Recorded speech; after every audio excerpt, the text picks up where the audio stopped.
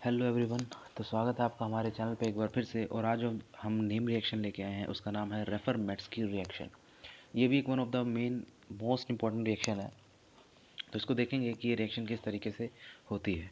ठीक है, तो शुरुआत करते हैं रेफर-मैट्स्की रिएक्शन की। तो ये जो रिएक्शन होती है सबसे पहले किसके लिए होती है? एल्डिहाइड एंड कीटोन्स के लिए की जाती है। या एल्डिहाइड्स के कीटोन्स के साथ की जाती है। ठीक है, और इस रिएक्शन को करने के बाद जो मिलता है, प्रोडक्ट मिलता है, वो मिलता है बीटा हाइड्रोक्सी एस्टर हमें मिलता है। ठीक है, बीटा हाइड्रोक्सी का मतलब है CH, हाइड्रोक्सी मतलब OH, और इसकी बीटा पोजीशन भी लगा होगा। ठीक है, इसकी COOET एस्टर की। ठीक है, ये हमारा एस्टर ग्रुप है। इसके विद रिस्पेक्ट में ये अल्फा पोजीशन है, ये बीटा पोजीशन होती है, और इसकी बीटा पोजीशन पे हमारा हाइड्रोक्सी ग्रुप मतलब अल्कोहल या फिर OH लगा होता है। ठीक है, तो एल्डिहाइड से कीटोन में बदलता है बीटा हाइड्रोक्सी एस्टर। जो इसमें रिएजेंट यूज़ होते हैं वो होते लेते हैं alpha halo ester, alpha halo ester.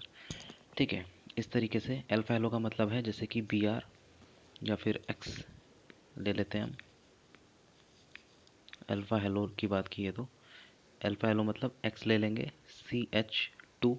ठीक है, एस्टर मतलब COOET। ठीक है, ये वाला एस्टर ग्रुप है, इसकी पोजीशन पे अल्फा है और इसकी पोजीशन पे हेलो ग्रुप लगा हुआ है। X कोई भी हेलोजन है आपका।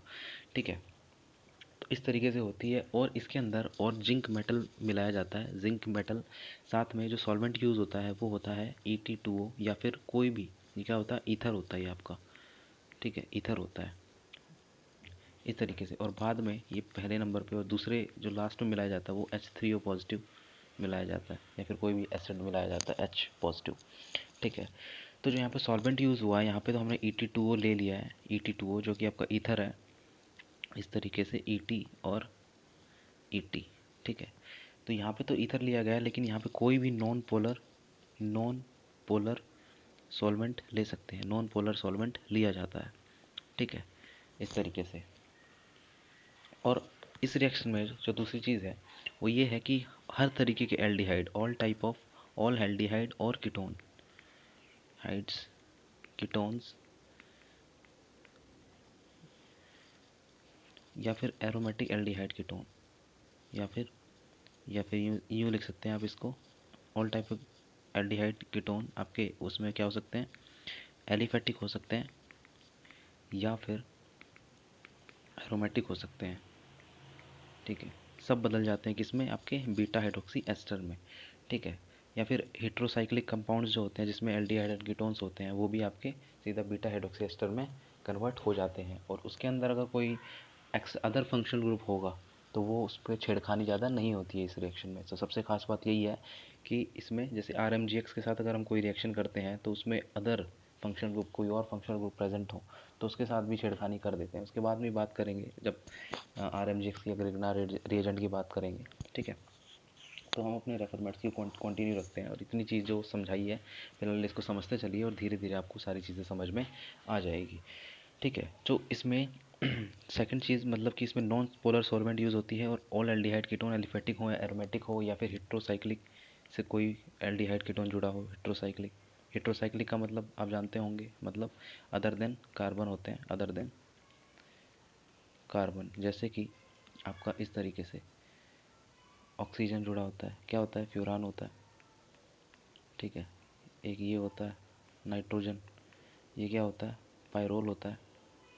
इस तरीके के आपके क्या होते हैं, हेट्रोसाइक्लिक कंपाउंड होते हैं। इसी में अगर मैं कोई फंक्शनल ग्रुप जोड़ दूँ, जैसे कि यहाँ पे एल्डिहाइड जोड़ दूँ, तो इसको भी बीटा हाइड्रोक्सी एसिड में कन्वर्ट किया जा सकता है। ठीक है, तो इस रिएक्शन इस तरीके से सारी चीज़ें होती हैं। और इसका थर्ड पॉइंट जो देखिएगा ज़रा, थर्ड पॉइंट में यही मैं बीटा हाइड्रोक्सी एस्टर मतलब कि CrRCOH इसको इस तरीके से लिखूँ, और CH2COOET। ठीक है, इसको अगर मैं एसिडिफाई करूँ या फिर यूँ कहूँ कि एसिड कैटलाइज रिएक्शन करवाऊँ, इसकी डिहाइड्रेशन करवाना चाहूँ एसिड के प्रेजेंस में, तो क्या होता है कि ये वाला जो ऑक्सीजन पे लोन पेयर होते हैं यहाँ पे, ये वाला इसको करता है H+ को लेता है। ठीक है, और ये कुछ बनाता है इस तरीके से RCHO, हाइड्रोजन हाइड्रोजन और ऑक्सीजन पे पॉजिटिव चार्ज CH2COOET इस तरीके से बनता है। ठीक है, तो देखिएगा अभी यहाँ की फर्दर रिएक्शन किस तरीके से होती है। अगर मैं इसको ऐसे लिख दूँ इस हाइड्रोजन को, ठीक है, तो यहाँ पे जो OH2, यहाँ पे जो OH2 पॉजिटिव बना है, यहाँ पे जो ऑक्सीजन में पॉजिटिव चार्ज आया है हाईली अनस्टेबल होगा, क्योंकि हर बार मैं वीडियो में कुछ ना कुछ बताता रहता हूँ। लास्ट टाइम भी मैंने बताया था कि किसी भी इलेक्ट्रोनेगेटिव आइटम पे अगर पॉजिटिव चार्ज आ जाए तो वो हाईली अनस्टेबल माना जाएगा, और हाईली अनस्टेबल माना जाएगा तो वो ऑक्सीजन अपनी इलेक्ट्रॉन डेफिशिएंसी ख़त्म करने के लिए आसपास के आस पड़ोस के इलेक्ट्रॉन को खींचेगा। और यहाँ पे किस तरीके से खींचेगा देखिएगा, देखिए एच तो, ये वाला एच तो टूटेगा नहीं क्योंकि अभी आके जुड़ा है, ठीक है। अगर अगर ये टूट जाएगा तो वो बैकवर्ड चली जाएगी रिएक्शन, लेकिन हमें तो फॉरवर्ड करनी है। तो क्या होता है, ये वाला हाइड्रोजन जो होता है ये वाला टूटता है इस तरीके से, ये वाला शिफ्ट होता है इधर, और ये वाला ऑक्सीजन ये सारे इलेक्ट्रॉन लेके भाग जाता है इस तरीके से। और किस में बन जाता है ये RCH डबल बॉन्ड CH, ठीक है, CHCOOET अल्फ़ा बीटा। ये देखिए अल्फ़ा पे और बीटा पे क्या बन गया, अनसेचुरेशन आ गया, अनसेचुरेटेड, अनसेचुरेटेड एस्टर बोल देते हैं इसको, ठीक है। तो ये भी प्रिपेयर आप कर सकते हैं इससे, ठीक है। तो इतनी चीज़ तो रही आपकी, ठीक है। अब बात करते हैं सबसे इम्पोर्टेंट मैकेनिज़्म की, कि मैकेनिज़्म किस तरीके से होती है, और मैकेनिज़्म के बाद और भी अच्छी चीज़ें सीखेंगे कि इसकी किस तरीके से रेट किस अफेक्ट होती है, ठीक है, और ये बेहतर रिएक्शन क्यों मानी गई है, ठीक है। तो ये सब जानने के लिए आप पूरी मैकेनिज़्म देखिए, और उसके बाद आपको अच्छी तरीके से चीज़ें समझ में आएंगी और इसके फ़ायदे भी समझ में आएंगे, ठीक है। तो आइए मैकेनिज़्म सीखते हैं। मैकेनिज़्म की अगर मैं बात करूँ तो क्या करते हैं कि जितने भी आपकी चीज़ें होती हैं, जैसे कि एल्डिहाइड कीटोन लेते हैं, और फिर मैंने बताया आपका अल्फ़ा ब्रोमो या अल्फ़ा हेलो एस्टर लेते हैं, उसके बाद जिंक मेटल के साथ और आपका सॉल्वेंट, कोई भी नॉन पोलर सॉल्वेंट को एक साथ मिक्स कर लिया जाता है, और मिक्स करने के बाद उसको रिफ्लक्स या हीटिंग दी जाती है, उसको हीट करने के बाद वो अल्फ़ा बीटा हाइड्रोक्सी एस्टर में कन्वर्ट होता है, ठीक है। उसके बाद जो होता है एसिडिफाई कर लेते हैं, उसको H+ दे देते हैं, ठीक है। वो H+ क्या करता है, जो हमने सॉल्वेंट डाला है वो उसको अलग कर देता है, और सॉल्वेंट अलग करने के बाद हम बीटा हाइड्रोक्सी एस्टर को निकाल लेते हैं, अपना सेपरेट कर लेते हैं, ठीक है। तो इस तरीके से लैब में ये रिएक्शन होती है। लेकिन हमें अगर थ्योरेटिकल बात करें, ठीक है, ये तो प्रैक्टिकल बात होगी, थ्योरेटिकल अगर मैं बात करूँ तो कुछ चीज़ ऐसी होती है, जैसे कि पहले आता है हमारा क्या, alpha bromo ester. Alpha bromo ester बोले तो अल्फ़ा ब्रोमो, जैसे मैं ब्रोमो ले रहा हूँ, हेलो बार बार मेरे से ब्रोमो ही निकल रहा है, तो ब्रोमो ले लेते हैं, ठीक है, CHCOOET, ठीक है। यहाँ पे जिंक मेटल होता है, जिंक मेटल को लेते हैं, ठीक है, और साथ में सॉल्वेंट में ये रिएक्शन हो रही होती है, ठीक है। यहाँ पे कुछ ट्रेसेस ऑफ आयोडीन डालते हैं ताकि जिंक को एक्टिवेट कर सके, ठीक है। जिंक एक्टिवेट इससे होता है, हालांकि बिना आई टू के भी रिएक्शन हो सकती है, लेकिन हमें क्या है, अब I2 डालने पर अगर जिंक एक्टिवेट हो रहा है, जल्दी से रिएक्शन हो रही है, तो हमारा क्या नुकसान है, डाल लेते हैं थोड़ा, ठीक है। तो इस तरीके से क्या होता है कि जो जिंक होता है, एक रिएक्शन होती है मेटल इंसर्शन रिएक्शन। अगर किसी भी हैलाइड और कार्बन के बीच में जाके ये बॉन्ड बना होता है, तो जिंक क्या करता है, कार्बन और हैलाइड के बीच में जाके इंसर्ट हो जाता है, ठीक है। तो ये वाला जिंक कहाँ इंसर्ट हो जाता है, ये इधर इंसर्ट हो जाता है। या बहुत सी रिएक्शन में पढ़ते हैं, जैसे RMGX ग्रिग्नार्ड रिएजेंट में भी इस तरीके से रिएक्शन होती है, ठीक है। तो इसे इंसर्शन रिएक्शन भी कहते हैं, इंसर्शन, इंसर्शन रिएक्शन भी कहते हैं, insertion of zinc between halide and carbon, ठीक है। तो यहाँ पे देखना ज़रा, Zn, यहाँ पे Br, ठीक है, यहाँ पे CHCOOET, ठीक है। अगर आपको इसको दूसरी तरीके से समझना चाहें, ठीक है, अगर और इसको आप करना चाहें, सिंप्लीफाई करना चाहें, तो देखिएगा किस तरीके से होती है। मैंने लिया यहाँ पे Br, CH और COOET, ठीक है। जो ये वाला बॉन्ड होता है, इसको मैं इस तरीके से मैं लिख सकता हूँ बिल्कुल, Br CH C ऑक्सीजन, और यहाँ पे एक और यहाँ पर एक, ठीक है। एक इलेक्ट्रॉन, दो इलेक्ट्रॉन से एक बॉन्ड बनता है, तो एक एक इलेक्ट्रॉन मैंने दोनों को बांट दिए, ठीक है। अब क्या होता है कि जिंक जो होता है ये क्या करता है, अपने दो इलेक्ट्रॉन देता है, क्योंकि आपको पता है जिंक क्या होता है, दो इलेक्ट्रॉन आपके पास होते हैं जो बॉन्डिंग में पार्टिसिपेट करते हैं। तो ये दो इलेक्ट्रॉन क्या करता है, देखिएगा ध्यान से, ये वाला एक तो इसको देता है और एक इसको देता है, ठीक है। ये इसको देने के बाद क्या बनता है, ये इस तरीके से बना लेता है, CH, ऑक्सीजन पे नेगेटिव चार्ज और इस पे नेगेटिव चार्ज, और साथ में एस्टर तो अपना लगा ही हुआ है, ठीक है, इसको तो मान के ही चलिएगा, OET लगा हुआ है अपना, ठीक है।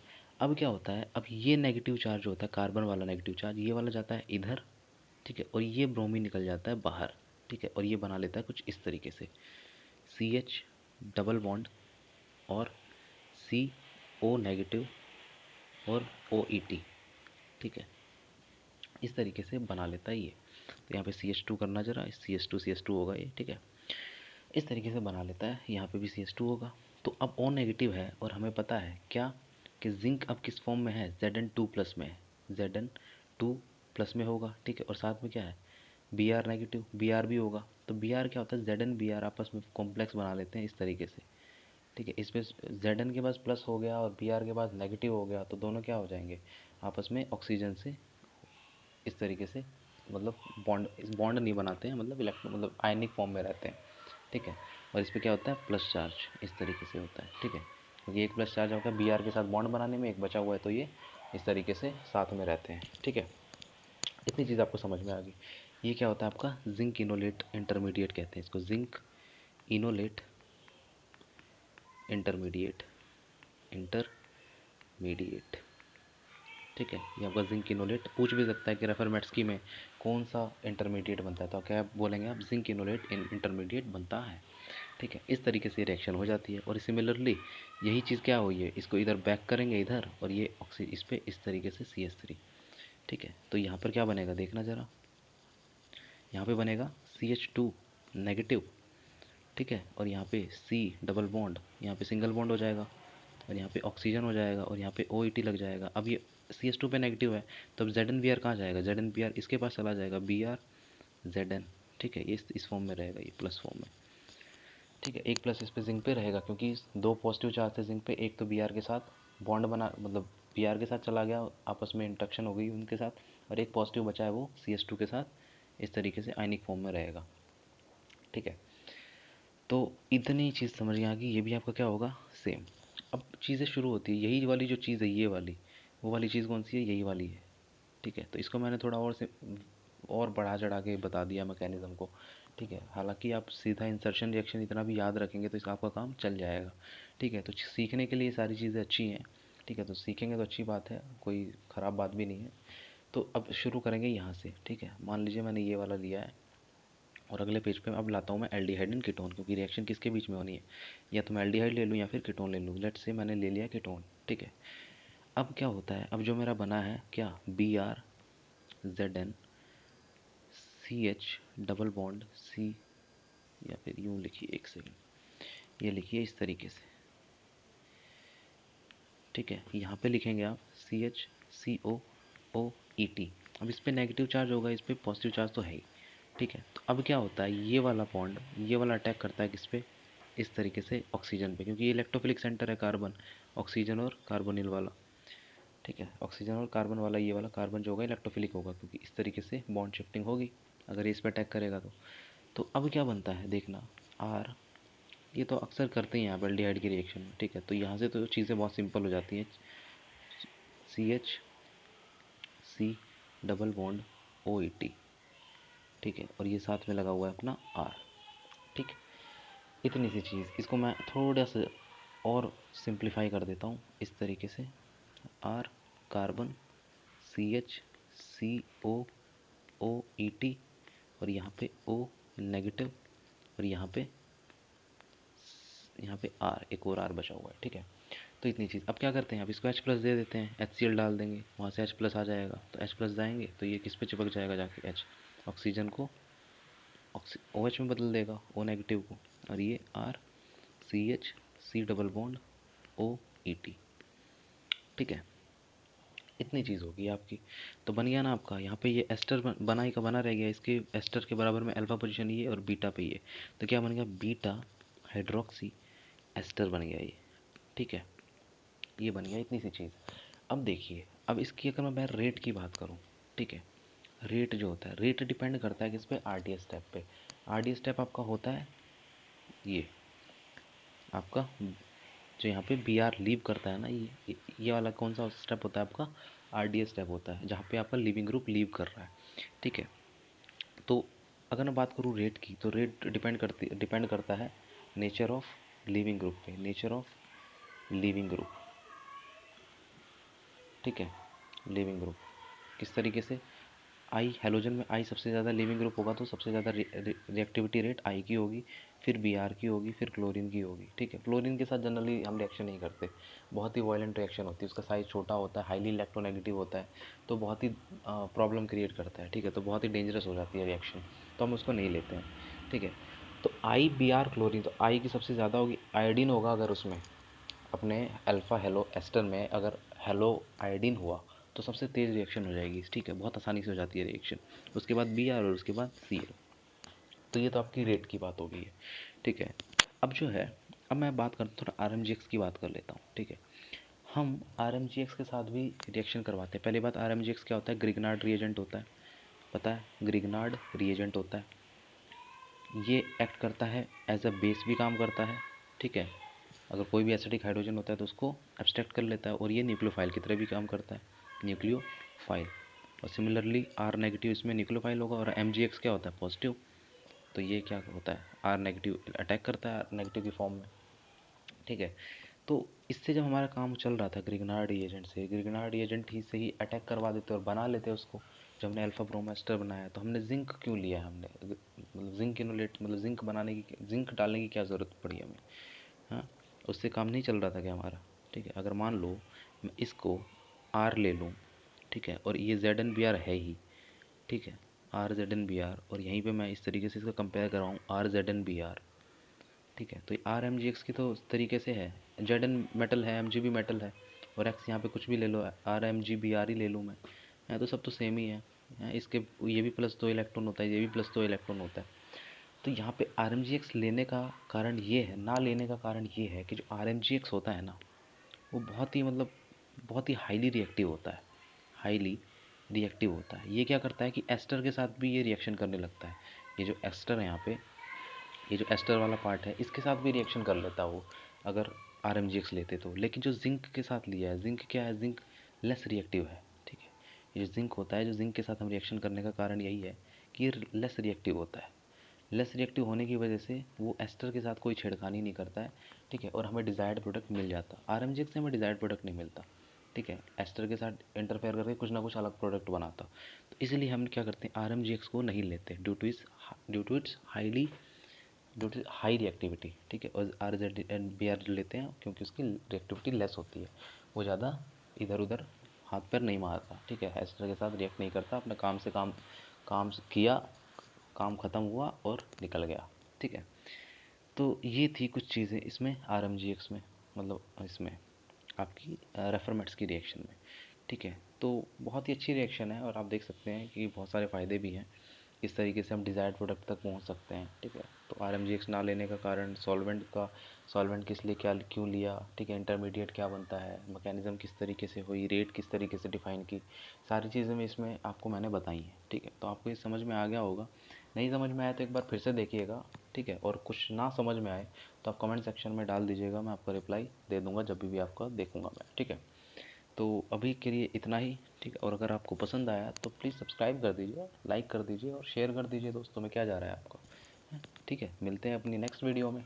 ओके, थैंक यू, धन्यवाद।